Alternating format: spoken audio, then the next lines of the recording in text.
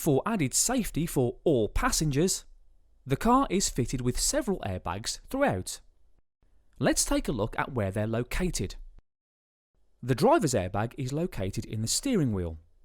The front passenger airbag is located here, just above the glove box. There are then lateral airbags in both the front and the rear, and curtain airbags all round as well. It is possible to deactivate the front passenger airbag.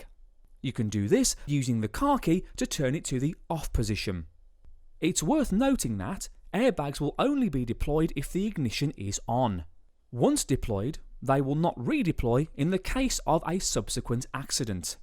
If the airbag computer does detect impact, an emergency call will be made to the emergency services automatically thanks to Connect SOS.